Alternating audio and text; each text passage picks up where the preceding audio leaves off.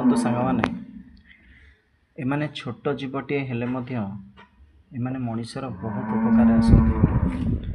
ଏମାନେ ଘରେ ରୁହନ୍ତି, ମଣିଷମାନଙ୍କ ସହିତ ରୁହନ୍ତି।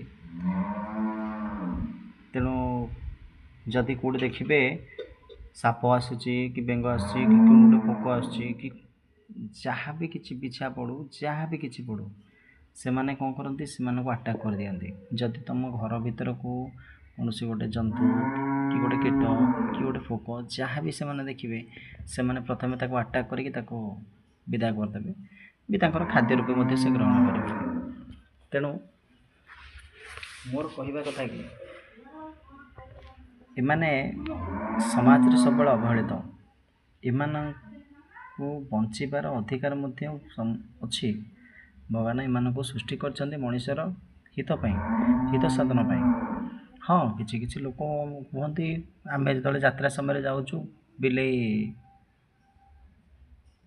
ବାଟ କାଟିକି ପଳେଇ ଯାଉଛି ଅଶୁଭ, ସେ ଅଶୁଭର ସଂକେତ ଦେଇ ଦିଅନ୍ତି। ହେଇଥାଇପାରେ, ଏହା ସତ ମେ ବି ନ ହେଇଥାଇପାରେ, ବିଶ୍ୱାସ ରହିଅଛି। ତେଣୁ ମୋର ସାଙ୍ଗମାନଙ୍କୁ ଏତିକି ଅନୁରୋଧ କି ଆପଣମାନେ ଯେଉଁଠି ବି ଏମାନଙ୍କୁ ଦେଖୁଛନ୍ତି, ଆଟଲିଷ୍ଟ କିଛି ଖାଇବାକୁ ଦିଅନ୍ତୁ।